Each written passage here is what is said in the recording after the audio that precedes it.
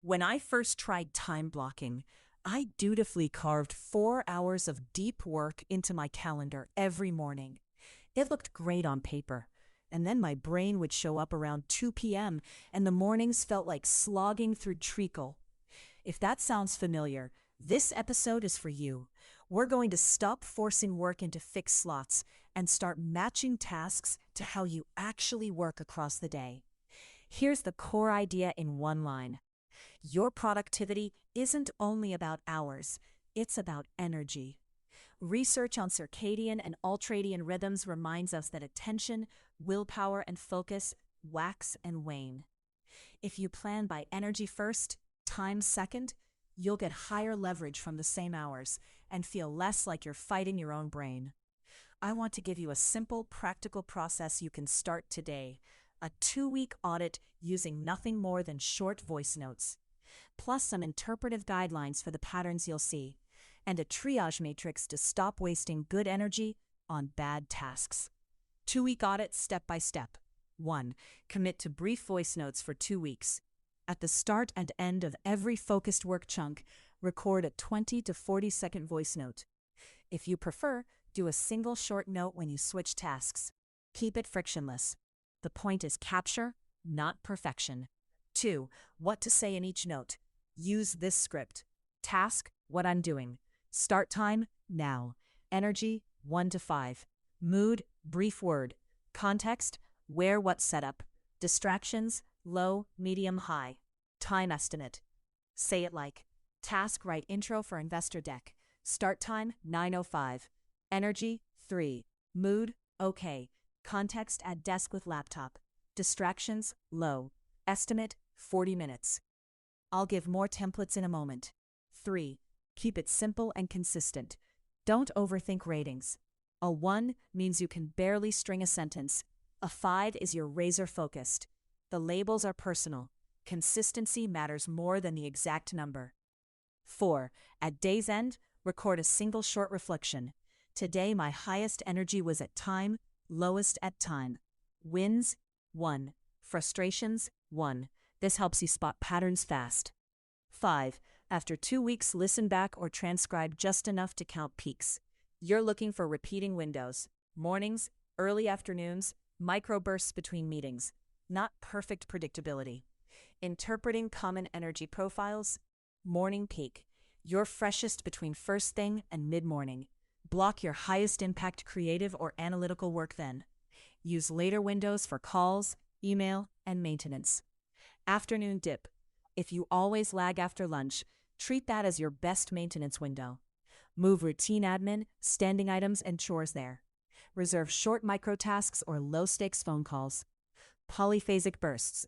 Some people have multiple short peaks, 60 to 90-minute bursts scattered across the day. Pick one focused outcome per burst and protect it with a timer or brief accountability check-in. Evening peak. You get clarity later in the day. If family life or mornings make early focus hard, protect a late night or early dawn block for your most creative work. But watch it doesn't eat into sleep. Practical triage matrix. Stop wasting good energy on bad tasks. Think of every task in 2 dimensions. Energy required, high-low, and impact or value, high-low. That gives 4 buckets and straightforward actions. High energy plus high impact. Do this in your peak windows. Protect these blocks and avoid context switching. High energy plus low impact. Delegate, automate, or batch these. Your high focus currency is scarce. Don't spend it on low return polishing. Low energy plus high impact. Break the task into micro steps you can do in low energy windows, or pair it with supports, an accountability partner, a checklist, or a short time sprint. Low energy plus low impact. Defer, delete, or batch for times when you're running errands, on public transport, or otherwise low focus. Add urgency as a modifier. An urgent low-impact task can be done in a low-energy window. A non-urgent high-impact task deserves a peak slot. How to translate your voice audit into a plan. After 2 weeks, mark your daily calendar with peak, maintenance, and low-energy windows. Then assign task buckets to those windows using the triage matrix. Keep rules simple. 2 high-impact tasks per peak, maintenance in the dip, small admin and low-energy pockets. Voice scripts you can use right now. Quick capture for a single task. Task, name, priority, high, med, low, time estimate, mins, best context, quiet, call, walk, deadline, date, or none. Example, task, draft slide deck, priority, high, energy needed, high, estimate, 90 minutes, best context, quiet desk, deadline, Friday.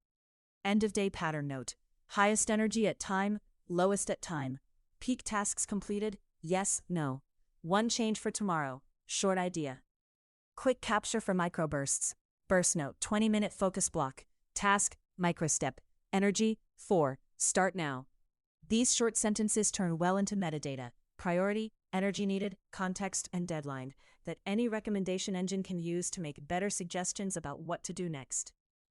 Design choices for neurodiversity and real lives. If you're neurodivergent, juggling a family, or working across time zones, the point isn't rigid rules.